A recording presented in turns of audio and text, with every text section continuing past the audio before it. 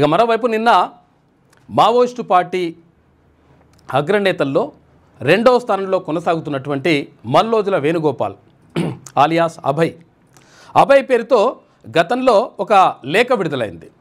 ఆగస్టులో రాసిన లేఖ అని చెప్పేసి అది సెప్టెంబర్లో రిలీజ్ చేసిండ్రు.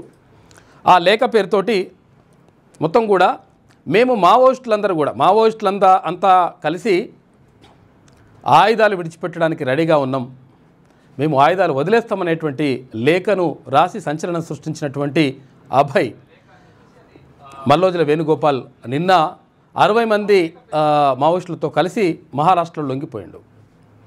అయితే ఈ నేపథ్యంలో మొత్తం మీద ఇక్కడ రెండు వర్గాలుగా, అంటే ఇప్పుడు ఇక్కడ మావోయిస్టులు రెండు వర్గాలుగా మరి చీలిపోయినరా, లేకపోతే భావజాలంతో ఇట్లా అయినరా, లేదంటే ఇక్కడ ఈయన అనారోగ్య కారణాల వల్ల మరే కారణాల వల్లనైనా జనజీవన స్రవంతిలోకి వచ్చిండా అనేటువంటి చర్చ కూడా జరుగుతూ ఉంది. అయితే జగన్ పేరుతో తర్వాత రిలీజ్ అయినటువంటి లేఖలో మావోయిస్టులు పేర్కొన్నారు. అంటే జగన్ పేరుతో విడుదలైనటువంటి లేఖలో లేదు మేము ఆయుధాలు విడిచే ప్రసక్తే లేదు, మల్లోజుల వేణుగోపాల్ ఆలియాస్ అభయ్ విడుదల చేసినటువంటి లేఖ ఏదైతే ఉందో అది ఆయనకు వ్యక్తిగతానికి సంబంధించినటువంటి అంశము అని చెప్పేసి మరో లేఖ విడుదలైంది. ఈ నేపథ్యంలో ఇక మావోయిస్టులు మొత్తం కూడా పూర్తిగా మావోయిస్టు ఉద్యమం అంతమైపోతుంది అనుకున్నటువంటి తరుణంలో లేదు ఎట్టి పరిస్థితుల్లో ఈ ఉద్యమాన్ని కొనసాగిస్తామనేటువంటి మాటను చెప్పిండ్రు. నిజానికి ఒక ఉద్యమం కానీ ఒక విప్లవం కానీ లేకపోతే ఇంకేదైనా ఆగిపోవాలంటే వాళ్ళు ఏదైతే లక్ష్యాలు అనుకున్నారో ఆ లక్ష్యాలు నెరవేరినప్పుడు, ఏదైతే భావజాలం అనుకున్నారో ఆ భావజాలానికి సరైనటువంటి న్యాయం జరిగినప్పుడు అది జరుగుతుంది. అయితే ఇక్కడ మావోయిస్టులను చంపేస్తామంటే మావోయిస్టులను గతం నుంచి కూడా చంపేస్తూ వస్తున్నటువంటి పరిస్థితులు కనిపిస్తూ ఉన్నాయి గత ప్రభుత్వాలు ఏవైనా కానీ. అంటే ప్రజాస్వామ్యయుతంగా ప్రజల్లో ఉండి కొట్లాడాలి కానీ తుపాకీ గొట్టం ద్వారానే రాజ్యాధికారం సాధిస్తాం, ఇష్టం వచ్చినట్టుగా ఇట్లా చేయడం కరెక్ట్ కాదు, హింసాత్మకమైనటువంటి ధోరణి కరెక్ట్ కాదనేటువంటి వాదన ప్రభుత్వాల నుంచి గతం నుంచి వస్తున్నటువంటి మాటే. అయితే ఇప్పుడున్నటువంటి కేంద్ర ప్రభుత్వం క్లియర్గా ప్రకటించింది. కేంద్ర హోంశాఖ మంత్రి అమిత్ షా ఈ మార్చి 31 కల్లా, అది ఏది 2026 మార్చి 31 కల్లా దేశంలో మావోయిస్టు రహిత దేశంగా, నక్సలైట్లు లేని దేశంగా దీన్ని తీర్చిదిద్దామనేటువంటి మాటను ప్రతిజ్ఞ ఊనిండు. ఈ నేపథ్యంలో మరి మావోయిస్టుల లొంగుబాటు కొంతవరకు జరుగుతున్నప్పటికీ మరికొందరు మాత్రం ఎట్టి పరిస్థితుల్లో చావడానికైనా సిద్ధం కానీ ఉద్యమ పందాన్ని మాత్రం 100% కొనసాగిస్తామనేటువంటి మాటను చెప్తా ఉన్నారు. అయితే కొన్ని సందర్భాల్లో చర్చలకు కూడా మేము రెడీ. ఎందుకంటే ఏదైతే ఆశయం కోసం, ఏదైతే లక్ష్యాల కోసం మేమైతే వెళ్ళినామో ఆ వెళ్ళినటువంటి లక్ష్యాలు నెరవేరితే, ఒకవేళ ఆ డిమాండ్లను ప్రభుత్వమే పరిష్కరిస్తా అని చెప్పేసి హామీ ఇస్తే అటువంటి వాటికి కూడా రెడీ అయినటువంటి సందర్భాలు కూడా కనిపించినాయి. అయినప్పటికీ కేంద్ర ప్రభుత్వం ఎట్టి పరిస్థితుల్లో మేము తీసుకున్నటువంటి నిర్ణయం ఏదైతే ఉందో ఆ నిర్ణయానికే కట్టుబడి ఉన్నాం, చర్చలు ప్రసక్తే లేదు, డైరెక్ట్గా ఆయుధాలు కింద పడేసేయాలి, జనజీవన స్రవంతిలోకి వచ్చేసేయాలి, మావోయిస్టులు అనేటువంటిది ఉండకూడదు అనేటువంటి మాటను పదే చెప్పిండు కేంద్ర హోంశాఖ మంత్రి అమిత్ షా. ఈ నేపథ్యంలో మొత్తం మీద మావోయిస్టులు కొంతమంది లొంగిపోతున్నప్పటికీ మరికొంతమంది మాత్రం పోరాట పందాన్ని కొనసాగిస్తూ ఉన్నారు.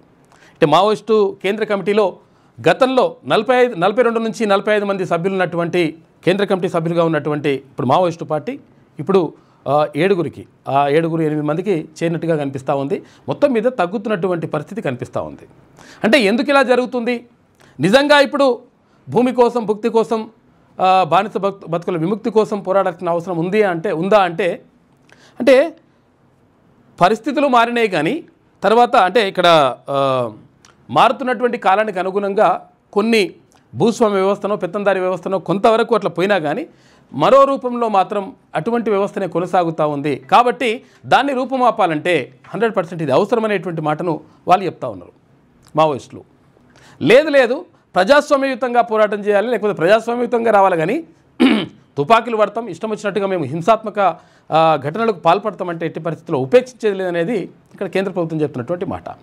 మొత్తం మీద ఈ నేపథ్యంలో ఇక్కడ మావోయిస్టులకు సంబంధించి ఎదురు దెబ్బలు తగులుతూనే ఉన్నాయి. తర్వాత చాలామంది మావోయిస్టులని ఎదురు కాల్పుల్లో చంపేసినటువంటి పరిస్థితులు కనిపించినాయి. ఎదురు కాల్పులు జరిగినాయా లేకపోతే బూటకపు ఎన్కౌంటర్లు అని చెప్పేసి వాళ్ళు అంటుంటారు, జరిగిపోతూనే ఉన్నాయి. అయినప్పటికీ మావోయిస్టులు తన పందాన్ని కొనసాగిస్తూనే ఉన్నారు. చస్తామని తెలిసి కూడా చావుకు సిద్ధమై కూడా వాళ్ళు ముందుకెళ్తున్నటువంటి పరిస్థితి కనిపిస్తూ ఉంది.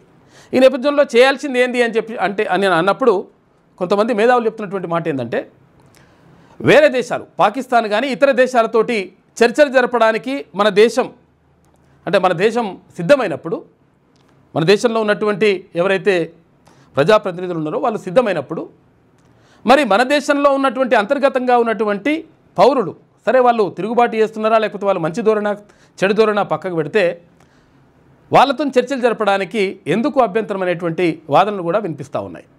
ఈ నేపథ్యంలో మొత్తం మీద మావోయిస్టులకు సంబంధించి వాళ్ళు పందా మార్చుకుంటే బాగుంటుందనేటువంటిది ప్రజలు కూడా చాలామంది చెప్తున్నటువంటి మాట. ఎందుకంటే అసలు ఈ తుపాకీ గొట్టాలు, తర్వాత ఇక్కడ బాంబులు లేకపోతే లేపేయడం, ఇట్లా ఇవి భయభ్రాంతులకు గురి చేయడం కాకుండా నిజంగా నిబద్ధతతో ఉన్నటువంటి మావోయిస్టులు కాబట్టి, ఎందుకంటే వాళ్ళు ప్రాణాలకు తెగించి అడవుల్లోకి వెళ్ళి ప్రజల కోసం, ఎవరో తెలియని ప్రజల కోసం, అంటే యాక్చువల్గా వాళ్ళకు ఎటువంటి సంబంధాలు ఉన్నాయి ఈ సమాజంతో, డైరెక్ట్గా వాళ్ళ అన్న కోసమో తమ్ముడి కోసమో అమ్మ కోసమో నాన్న కోసమో కాకుండా, బంధువుల కోసమో కాకుండా ఇక్కడ ఉన్నటువంటి సమాజం, దూరంగా కనిపిస్తున్నటువంటి సమాజం కోసం వాళ్ళు కొట్లాడుతూ ఉన్నారు.